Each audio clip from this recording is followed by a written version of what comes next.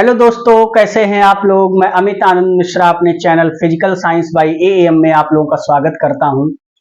आज हम लोग इलेक्ट्रॉनिक जो क्लास 12 फिजिक्स का अंतिम यूनिट है, इलेक्ट्रॉनिक्स के कुछ महत्वपूर्ण प्रश्न करेंगे, जिसमें हमारा पहला प्रश्न है कि पीएन संधि डायोड एक अर्धदृष्टि तरंगकारी के रूप में किस प्रकार से कार्य करता है। तो सबसे पहले हमारा हेडिंग है संधि डायोड का दृष्टिकारी रूप, दृष्टिकारी रूप में प्रयोग। तो इसके पहले हम जान लेते हैं कि वैद्युत धारा जो होती है वो कितने प्रकार की होती है। देखिए, जो वैद्युत धारा है, वैद्युत धारा ये मुख्य रूप से दो प्रकार की होती है। एक होती है दृष्ट धारा, दृष्ट धारा जिसको हम डीसी करंट कहते हैं, और एक होती है प्रत्यावर्ती धारा। एक क्या होती है? प्रत्यावर्ती धारा, जिसको हम अल्टरनेटिंग करंट कहते हैं, एसी करंट। अब जो दृष्ट धारा आपकी है, ये धारा, इसका परिमाण और दिशा समय के साथ नियत रहता है। तो अगर इसको आप समझना चाहें दृष्ट धारा को, तो इसका जो परिमाण है, परिमाण तथा दिशा, परिमाण तथा दिशा समय के साथ नियत होता है। इसका परिमाण और दिशा समय के साथ नियत होता है। और प्रत्यावर्ती जो धारा है, इसका परिमाण लगातार बदलता रहता है। हर आधे चक्र में इसका परिमाण बदल जाता है, लगातार बदलता रहता है। और हर आधे चक्र में ये अपनी दिशा भी बदलती रहती है। तो ये आपकी दृष्ट धारा और प्रत्यावर्ती धारा में अंतर है। अब वैद्युत धारा में हमने दो चीज देखा, दृष्ट धारा और प्रत्यावर्ती धारा। हमारे घरों में जो सेल होते हैं उसमें दो टर्मिनल्स होते हैं, एक पॉजिटिव टर्मिनल, एक नेगेटिव टर्मिनल। ऐसे हमारे घर पे जो एलईडी टीवी आती है उसके अंदर भी सर्किट्स होती हैं। तो इसका जो प्रयोग है, यानी दृष्टिकारी जो शब्द यहां पर आया है, ये दृष्टिकारी शब्द, इसका अर्थ है कि प्रत्यावर्ती धारा को हम दृष्ट धारा में कन्वर्ट करें। क्योंकि जो उपकरण आपके हैं वो दृष्ट धारा पर चलते हैं, जो टीवी हुआ या रेडियो हुआ, ऐसे कई जो अन्य जो उपकरण है वो दृष्ट धारा पर कार्य करते हैं। तो प्रत्यावर्ती धारा को दृष्ट धारा में बदलने का एक उपकरण है, जिसे हम क्या कहते हैं? दृष्टिकारी कहते हैं। तो अगर हम दृष्टिकारी की डिफिनीशन लिखना चाहें तो क्या लिख सकते हैं? दृष्टिकारी की डिफिनीशन लिख सकते हैं, एक ऐसा उपकरण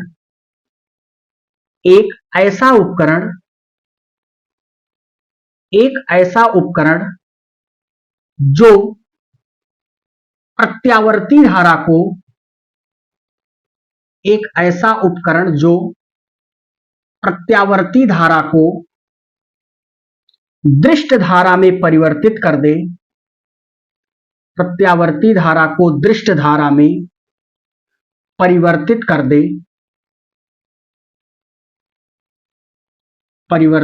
दे, उसे हम क्या कहते हैं? दृष्टिकारी कहते हैं।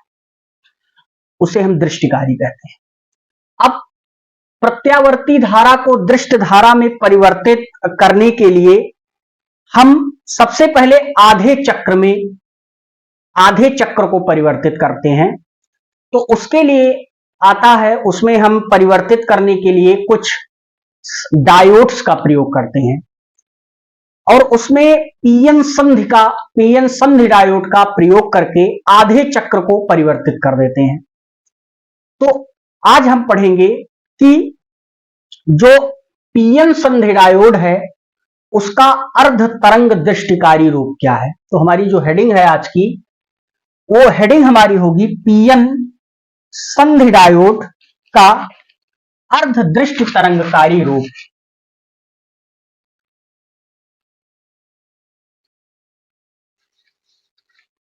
संधि डायोड का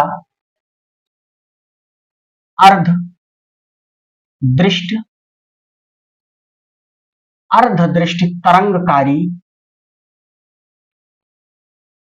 तरंगकारी रूप। इसको हम हाफ वेव रेक्टिफायर भी कहते हैं, half wave rectifier, half wave rectifier. अर्धदृष्टि आधे चक्र को परिवर्तित कर देता है। एक डायोड लगाकर हम जो है प्रत्यावर्ती धारा के आधे चक्र को दृष्टि धारा में परिवर्तित कैसे करते हैं, इसके लिए हम एक ट्रांसफार्मर लेते हैं। इसके लिए हम, या आप अगर इसका डेफिनेशन लिखना चाहें तो लिख सकते हैं, अर्ध तरंग दृष्टिकारी का एक ऐसा उपकरण जो प्रत्यावर्ती धारा के, एक ऐसा उपकरण जो प्रत्यावर्ती धारा के आधे मान को, जो प्रत्यावर्ती धारा के आधे भाग को, ऐसा कह सकते हैं, आधे भाग को दृष्ट धारा में परिवर्तित कर दे, दृष्ट धारा में परिवर्तित कर दे,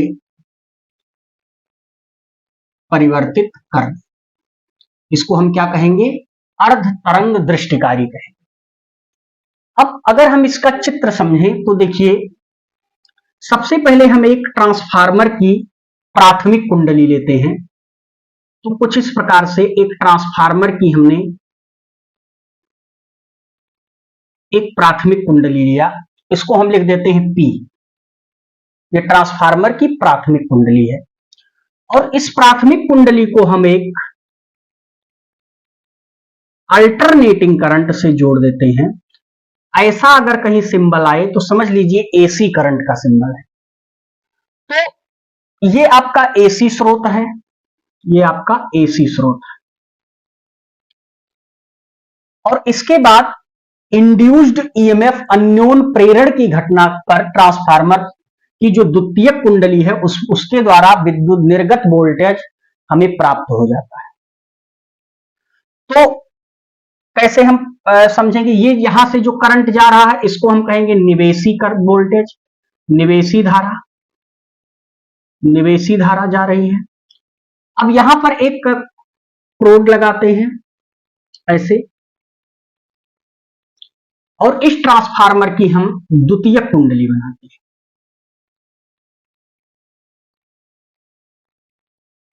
इस ट्रांसफार्मर की द्वितीयक कुंडली, और इस द्वितीयक कुंडली से हम एक डायोड जोड़ देते हैं।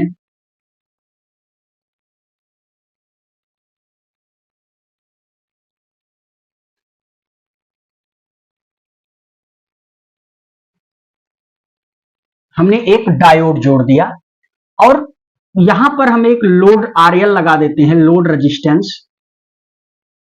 RL लगा देते हैं, और यहां से हमें निर्गत वोल्टेज प्राप्त हो जाता है। यहां से हमें निर्गत वोल्टेज प्राप्त हो जाता है। अब ये ध्यान दीजिए, ये आपका पॉजिटिव होता है, ये निगेटिव होगा। अब इसमें ये आपका P सिरा है, ये आपका N सिरा है, इसी को हम PN संधि डायोड भी कहते हैं। अब ये जो PN संधि डायोड है, यहां लिखेंगे ये PN संधि डायोड AC करंट को या AC वोल्टेज को DC वोल्टेज में परिवर्तित कर देता है,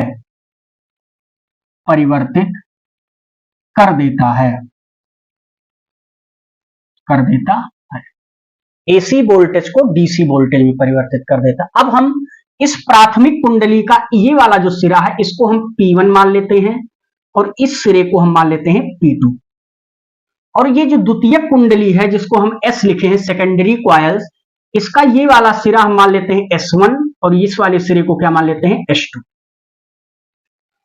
तो ध्यान दीजिए, जब प्राथमिक कुंडली का P1 सिरा धनात्मक होगा तो P2 सिरा ऋणात्मक हो जाएगा, और P1 सिरा धनात्मक है और P2 सिरा ऋणात्मक होगा तो द्वितीयक कुंडली का S1 सिरा जो है ये ऋणात्मक हो जाएगा और S2 सिरा जो है ये क्या हो जाएगा, धनात्मक हो जाएगा। ये आपका पहला पॉइंट है।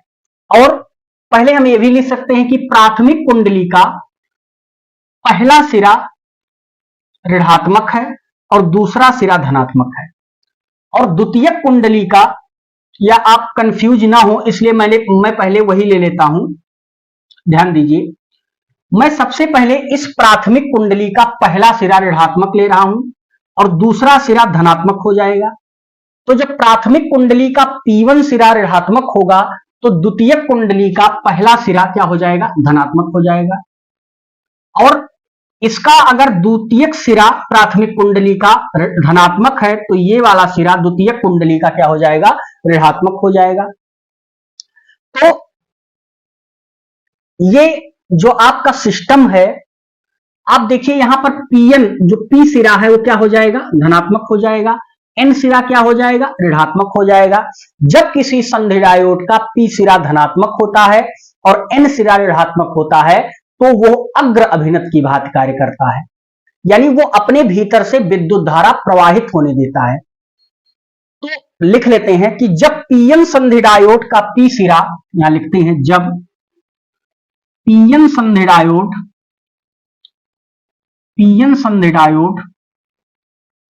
का P सिरा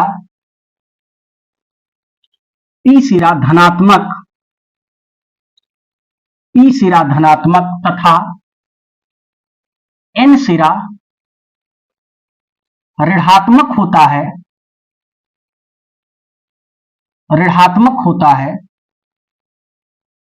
P सिरा धनात्मक तथा N सिरा ऋणात्मक होता है तो संधि अग्र अभिनत हो जाती है।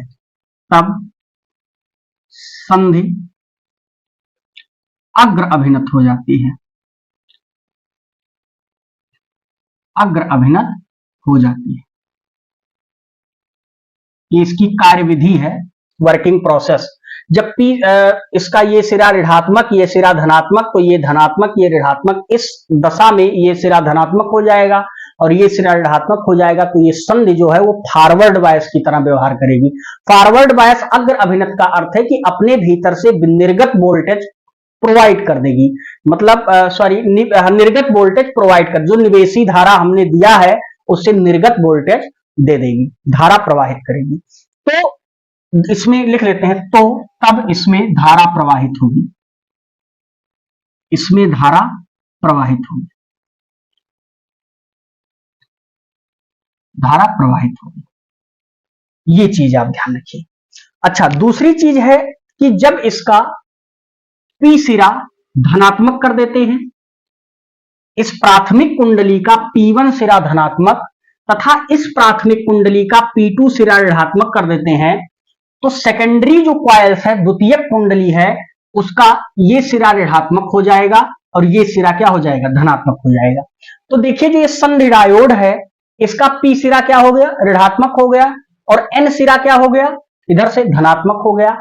तो जब किस Pn संधि डायोड का P सिरा ऋणात्मक होता है तथा N सिरा धनात्मक होता है, इस तरह से अगर Pn संधि डायोड को जोड़ा जाए तो वो पश्च अभिनत प्राप्त होता है, उत्क्रम अभिनत कहते हैं उसको, और इस दशा में वो अपने भीतर से कोई विद्युत धारा प्रवाहित नहीं होने देता।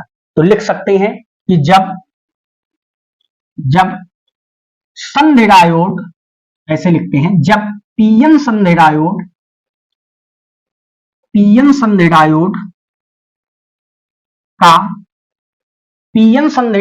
का P सिरा ऋणात्मक तथा N सिरा धनात्मक होता है,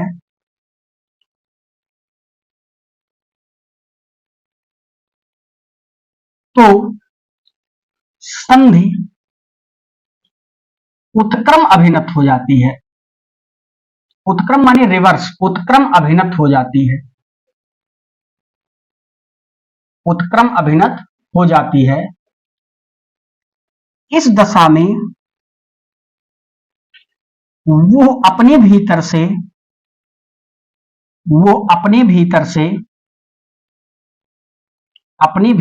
विद्युत धारा प्रवाहित नहीं होने देती,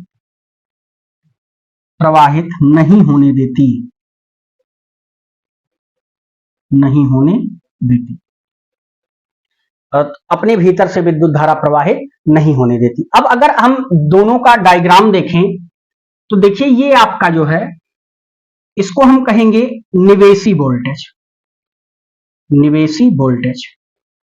अब निवेशी वोल्टेज में कौन सा वोल्टेज आ रहा है? अल्टरनेटिंग करंट आ रहा है। अल्टरनेटिंग करंट कैसे चलता है? ये अब यहां से यहां तक का, ये जो अल्टरनेटिंग करंट का यहां से यहां तक के को हम एक चक्र कहते हैं, वन साइकिल कहते हैं। और ये आपका अगर हम बनाएं यहां पे जो निर्गत वोल्टेज है, तो देखिए जब हम इस प्राथमिक कुंडली का P सिरा ऋणात्मक किए थे और P2 धनात्मक हो गया था, तो द्वितीयक कुंडली का S1 सिरा क्या हो गया था? धनात्मक। तो संधि डायोड का P सिरा धनात्मक हो गया था, N सिरा ऋणात्मक हो गया था, तो इसमें धारा प्रवाहित होने लगी थी। तो इस यहां तक इस चक्र में विद्युत धारा प्रवाहित होती है, ये ऐसे विद्युत धारा प्रवाहित होती है। लेकिन जैसे ही हमने क्या किया, इसको धनात्मक किया, तो ऐसे ये क्या हो गया? ऋणात्मक हो गया। और जब ये ऋणात्मक हो गया तो ये वाला धनात्मक हो गया, तो उत्क्रम अभिनत में हो गया, तो इसमें विद्युत धारा प्रवाहित नहीं होती है। तो इस सिरे में ये ध्यान रखिए, इतने भाग में विद्युत धारा का कोई प्रवाह नहीं होता। और फिर उसके बाद फिर वही आ जाएगा ऋण धन, तो ये धनात्मक हो जाएगा, ये ऋणात्मक। तो फिर इतने भाग में विद्युत धारा क्या होती है? प्रवाहित हो जाती है, ऐसे प्रवाहित होने लगती है। फिर अगले आधे चक्र में विद्युत धारा प्रवाहित नहीं होती। तो हम अर्ध दृष्टि तरंगकारी का उपयोग करके हाफ साइकिल में विद्युत धारा का प्रवाह लगभग 40.6% विद्युत धारा को प्राप्त कर सकते हैं।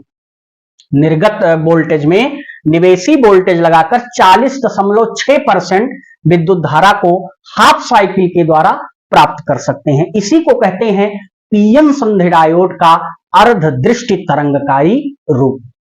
तो ये आपके पेपर के लिए अति महत्वपूर्ण है। मुझे लगा आपको समझ में आया होगा। अगर कोई कंफ्यूजन है इसमें तो कमेंट बॉक्स में कमेंट जरूर करें, और इस पर हम बहुत अच्छे न्यूमेरिकल्स भी आपको एनसीईआरटी के लगवाएंगे। तो आज के लिए इतना ही, मिलते हैं फिर किसी नेक्स्ट क्लास में। आपका पूर्ण दृष्टि तरंगकारी जो पीएन संधि डायोड का है उसको लेकर, तब तक के लिए गुड बाय।